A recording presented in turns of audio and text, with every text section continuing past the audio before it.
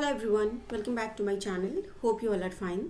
सो हम लोगों ने अपने लास्ट लेक्चर में स्पर्म के स्ट्रक्चर के बारे में बातें की थी कि स्पर्म का जो डिटेल स्ट्रक्चर है वो कैसा है। ठीक है, बाकी और भी बहुत सारी बातें हम लोगों ने ह्यूमन रिप्रोडक्शन में ऑलरेडी पढ़ लिया है।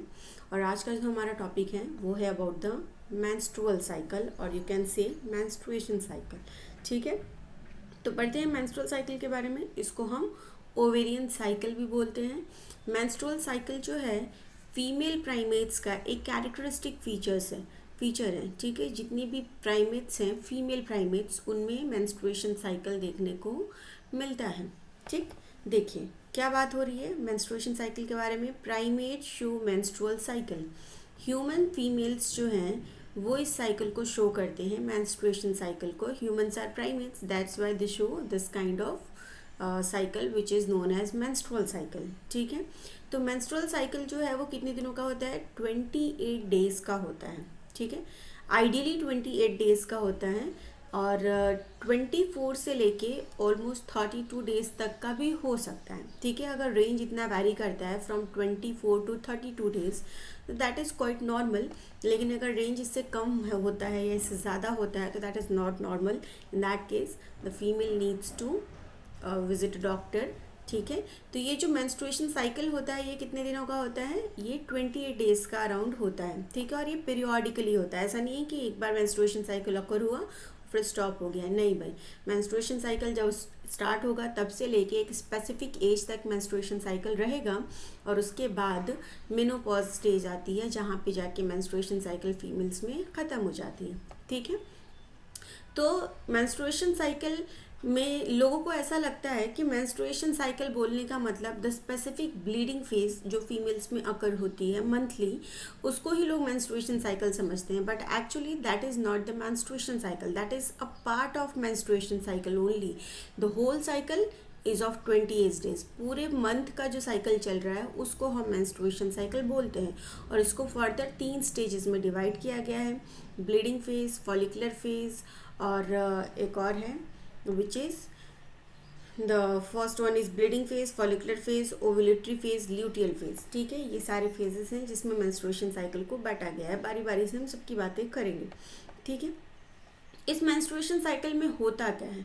तो मेंस्ट्रुएशन साइकिल में होता कुछ ऐसा है कि it involves a series of cyclical changes. बहुत सारे चेंजेस जो हैं मेंस्ट्रुएशन साइकिल में फीमेल्स की बॉडी में होती हैं।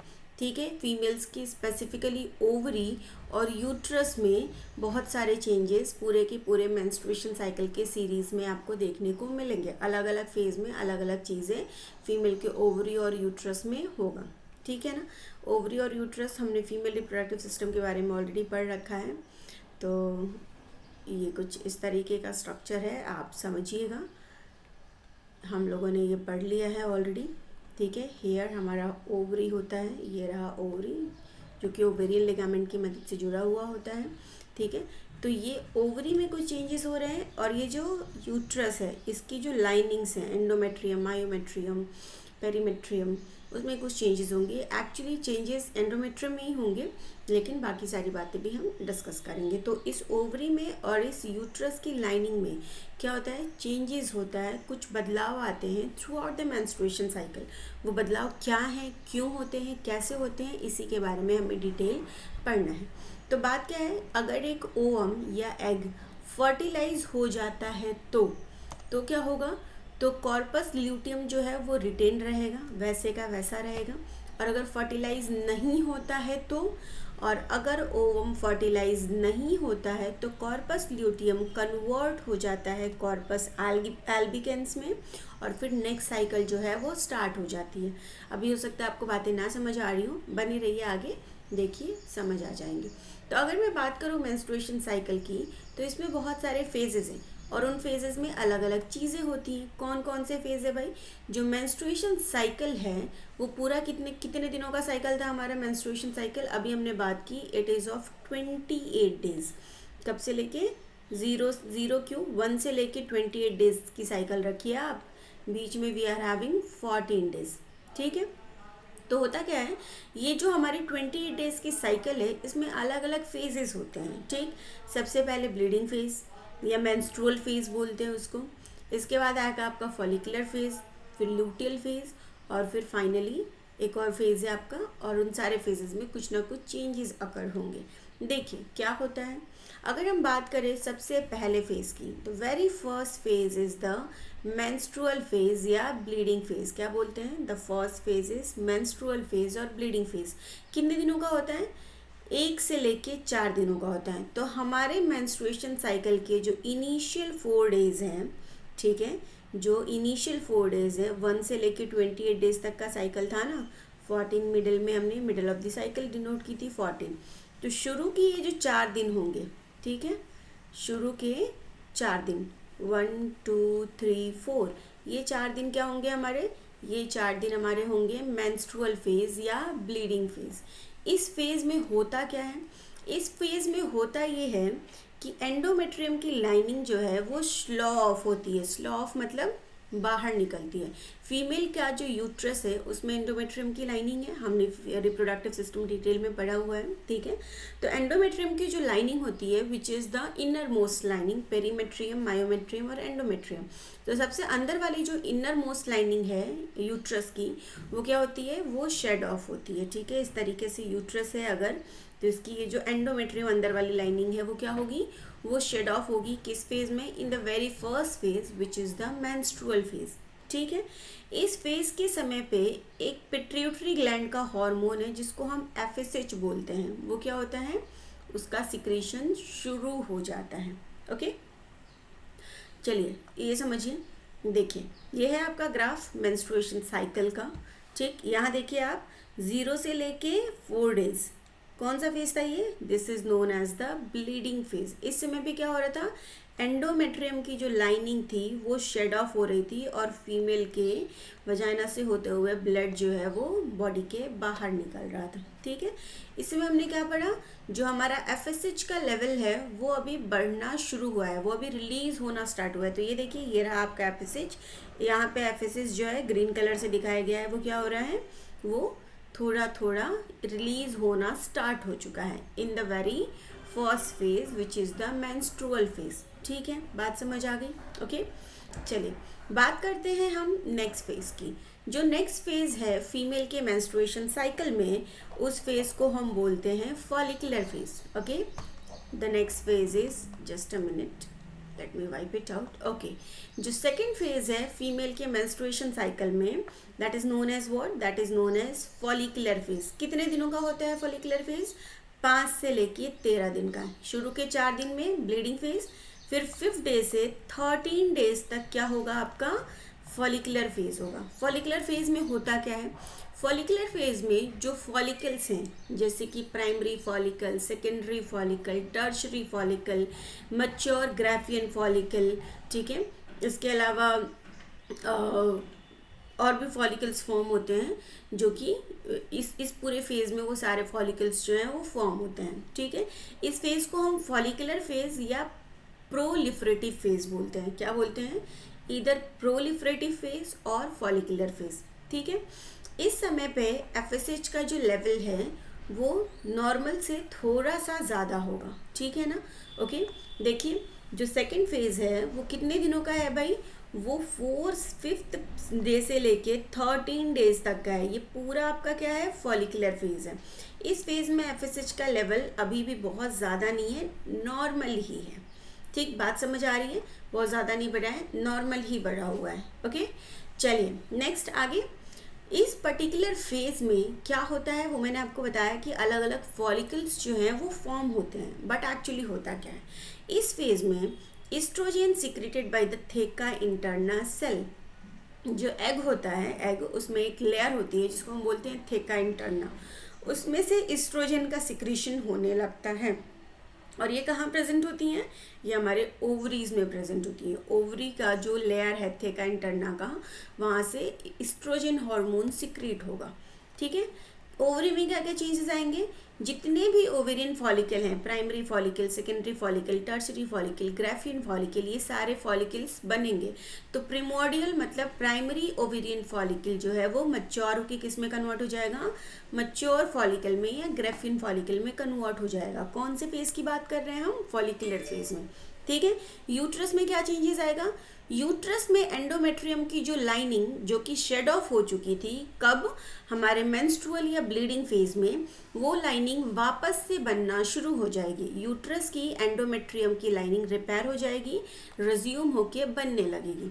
ठीक है, ओके। और एंडोमेट्रियम की थिकनेस इस समय कितनी हो जाएगी, 3 से 5 मिलीमीटर थिकनेस हो जाएगी एंडोमेट्रियम की in this particular phase. Okay, चलिए देखिए, समझते हैं follicular phase diagram. Just a minute guys, the system is hanging, so it will switch back to the diagram soon, then we will understand. तो what I said कि जो हमारा follicular phase है उसमें क्या हुआ था भाई, सेकेंड फेज जिसको हम फॉलिकुलर फेज बोल रहे थे, ये देखिए इसमें हमारी एफएसएच का लेवल बहुत ज़्यादा नहीं, उतना ही लगभग था। ठीक, और क्या हो रहा था, हमारा प्राइमरी फॉलिकल सेकेंडरी फॉलिकल में, टर्शरी फॉलिकल में, और फाइनली ग्राफियन फॉलिकल में कन्वर्ट हो गया था, मैच्योर हो गए, यही हुआ था। ठीक है, इसके साथ साथ अब ये जो एंडोमेट्रियम की लाइनिंग शेड ऑफ होकर एंडोमेट्रियम की लाइनिंग पतली हो गई थी, वो लाइनिंग वापस से बनना शुरू हो गई। ये देखिए एंडोमेट्रियम की लाइनिंग ने वापस से अपने आप को फॉर्म करना शुरू किया। तो यहाँ पे यूट्रस की जो थिकनेस होगी, यूट्रस में एंडोमेट्रियम लाइनिंग की जो थिकनेस होगी वो कितनी हो जाएगी, 3 से 4 मिलीमीटर की थिकनेस हो जाएगी उस समय पे। Fine, okay. तो ये सारी चीज़ें हो रही हैं, बहुत ही इंपॉर्टेंट है मेंस्ट्रुएशन साइकिल, बहुत ज़्यादा ध्यान दे के पढ़िएगा। जो ना समझ में आए कमेंट में आस्क, यू कैन आस्क। ठीक है, चलिए थर्ड फेज की बात करते हैं। जो थर्ड फेज है फीमेल के मेंस्ट्रुअल साइकिल में, उसको हम बोलते हैं ओव्यूलेटरी फेज। ये फेज कितने दिनों का होता है, सिर्फ और सिर्फ 1 दिनों का। मिड ऑफ द साइकिल में 14 डे पे, हमारी साइकिल कितने दिनों की थी, 28 दिनों की, तो मिड ऑफ द साइकिल में 14 डे पे क्या होगा, हमारा ओव्यूलेटरी फेज जो है वो अकर होगा। ठीक है, मिड ऑफ द साइकिल में ओव्यूलेटरी फेज अकर होगा। ओके, इस समय पे और क्या होगा, इस समय पे जो पिट्यूटरी ग्लैंड से हार्मोन सिक्रीट हो रहा था, LH hormone, bring about ovulation. इस समय पे ओव्यूलेटरी फेज है तो ऑब्वियसली ओव्यूलेशन होगा। और ओव्यूलेशन का क्या मतलब है, ओव्यूलेशन का मतलब है कि ग्राफियन फॉलिकल में जो हमारा एग है, वो एग ग्राफियन फॉलिकल को रप्चर करके ग्राफियन फॉलिकल से बाहर निकल जाएगा। लेकिन इस काम को करने के लिए हमारे ब्लड में क्या होना ज़रूरी है, एलएच हार्मोन का लेवल बहुत ज़्यादा हाई होना ज़रूरी है। तो इस समय पे एलएच लेवल, हार्मोन का जो लेवल है वो बहुत ज़्यादा हाई होता है, और इस फेज़ को हम बोलते हैं एलएच सर्ज फेज़। जिस समय पे एलएच हार्मोन का जो लेवल है वो क्या है, बहुत ज़्यादा हाई है। जब हार्मोन का लेवल बहुत हाई होगा तो ही ओव्यूलेशन होगा, और जब ओव्यूलेशन होगा तो ही ग्राफियन फॉलिकल रप्चर करके इसमें से एग जो है वो बाहर निकलेगा। ठीक है, सिर्फ 1 दिन का फेज है ये, बात समझ आ रही है, ओव्यूलेटरी फेज। यहाँ देखिए मैं आपको डायग्राम पे दिखा देती हूँ। ये देखिए mid of the cycle 14 day, यहाँ पे आपका ये जो एलएच हार्मोन है इसका लेवल कैसा है भाई, रेड वाला ग्राफ देखिए, इसका लेवल बहुत ज़्यादा हाई है। मतलब क्या हुआ, एलएच सर्ज हुआ। ठीक है, ये एलएच हार्मोन कैसा हार्मोन है, पिट्यूटरी ग्लैंड के द्वारा सिक्रीट किया हुआ हार्मोन है। पिट्यूटरी ग्लैंड से 2 हार्मोन सिक्रीट होते हैं, कौन सा, एलएच और एफएसएच। एफएचएस शुरू में कम था, धीरे धीरे बढ़ेगा, लेकिन यहाँ पे इस स्टेज पे बीच 14 डे पे सबसे ज़्यादा कौन सा हार्मोन बढ़ेगा, एलएच हार्मोन। जब एलएच हार्मोन का लेवल बढ़ेगा तो ये आपका जो ग्राफियन फॉलिकल था, देखिए ये इसमें ये रप्चर हुआ है, और इसमें से ये जो एग है आपका ये निकल गया है, इसी को हम बोलते हैं ओव्यूलेशन होना। तो यही हुआ है 14 डे ऑफ द साइकिल पे, ओव्यूलेटरी फेज पे। ठीक है, ओके। नेक्स्ट फेज की बात करते हैं। जो लास्ट फेज है मेंस्ट्रुएशन साइकिल का, उसको हम क्या बोलते हैं, उसको हम बोलते हैं लूटियल फेज। लूटियल फेज में क्या होगा, लूटियल फेज में होगा ये कितने दिनों का होता है, पहले ये समझिए, 15 से लेके 28 दिन तक, 15 to 28 दिन तक ल्यूटियल फेज होता है फीमेल्स में। ठीक है, इस फेज को हम सिक्रीटरी फेज भी बोलते हैं या लूटियल फेज भी बोलते हैं। ठीक है, यहाँ पे एलएच हार्मोन का जो सिक्रीशन है वो कंटिन्यूस रहेगा। एलएच और एफएसएच का जो लेवल है वो बहुत ज़्यादा हाई नहीं रहेगा, हाई से कम हो जाएगा, थोड़ा थोड़ा सिक्रीट होता रहेगा। ठीक है, इसके अलावा प्रोजेस्टेरॉन हार्मोन जो है उसका सिक्रीशन स्टार्ट हो जाएगा किससे, कॉर्पस लूटियम से। अब ये कॉर्पस लूटियम आया कहाँ से, कॉर्पस लूटियम आया जब हमारा ग्राफियन फॉलिकल रप्चर हुआ और उसने क्या किया था, उसने ओव्यूलेशन करके एग को बाहर निकाल दिया, तो बाकी जो बचा हुआ पोर्शन रह गया ग्राफियन फॉलिकल का, वो किस में कन्वर्ट हो जाता है, वो कन्वर्ट हो जाता है कॉर्पस लूटियम में। और ये कॉर्पस लूटियम ही क्या करता है, प्रोजेस्टेरॉन हार्मोन जो है वो सिक्रीट करता है, प्रोजेस्टेरॉन हार्मोन का जो लेवल है वो बढ़ाता है, ठीक है ना। तो 15 to 28 डेज में फीमेल्स की बॉडी में कौन सा हार्मोन का लेवल ज़्यादा होगा, प्रोजेस्टेरॉन हार्मोन का लेवल ज़्यादा होगा, एलएच और एफएसएच का लेवल थोड़ा कम हो जाएगा।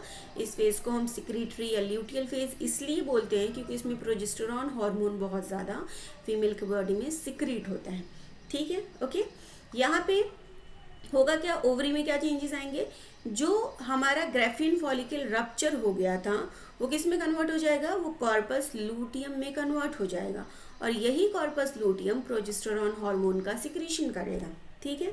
और क्या होगा भाई, यूट्रस में क्या चेंजेस आएंगे, एंडोमेट्रियम की जो लाइनिंग है वो पूरी तरीके से ग्रो हो जाएगी, एंडोमेट्रियम फर्दर अपनी थिकनेस को इंक्रीज करके काफ़ी फैटी हो जाएगा, फैटी इन द सेंस काफ़ी कुशनी हो जाएगा, फिर से वो प्रिपरेशन कर लेगा बेबी को इम्प्लांट करने की, ठीक है।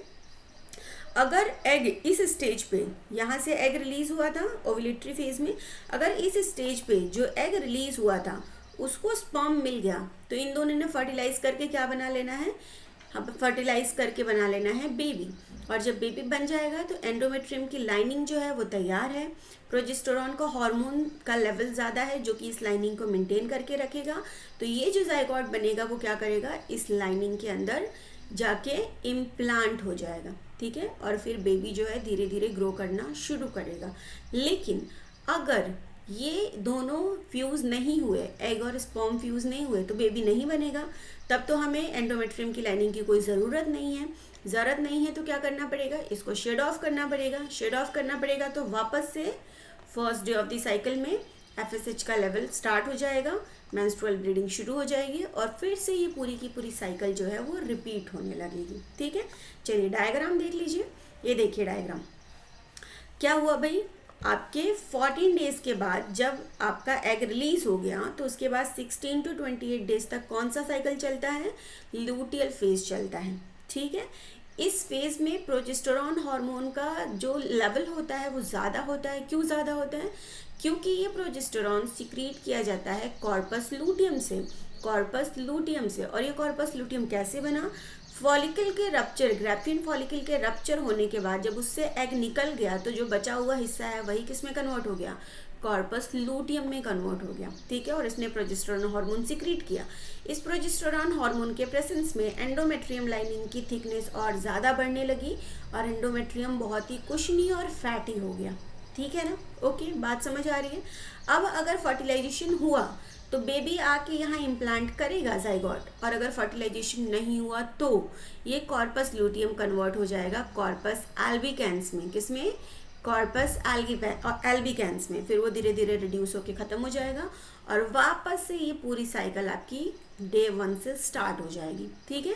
तो आई थिंक आपको मेंस्ट्रुएशन साइकिल जो है वो समझ आई होगी। मेंस्ट्रुएशन साइकिल में एंडोमेट्रियम की लाइनिंग कैसे चेंज हो रही है throughout the month. First to 4 days में एंडोमेट्रियम की लाइनिंग शेड हो जा रही है, उसके बाद धीरे धीरे बिल्डअप हो रही है एस्ट्रोजन, एलएच और प्रोजेस्टेरॉन की मदद से। एंड ऑफ द साइकिल बहुत अच्छे से बिल्डअप हो जा रही है और बेबी के इम्प्लांट होने का इंतज़ार कर रही है।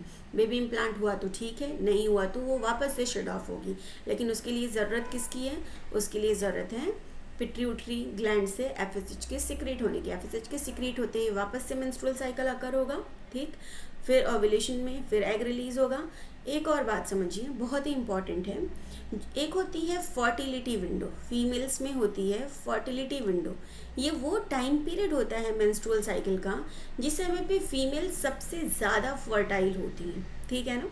कब होता है वो पीरियड, वो पीरियड होता है हमारे मेंस्ट्रुअल साइकिल के 10 डेज, डे 10 से लेके डे 16 तक, 10 to 16 डेज़ का ये जो एक हफ्ते का विंडो है इसको हम क्या बोलते हैं, फर्टिलिटी विंडो बोलते हैं। जिस समय पे एक फीमेल सबसे ज़्यादा फर्टाइल होती है, अगर इस समय पे फीमेल को स्पर्म मिला तो definitely she is going to be pregnant, ठीक है।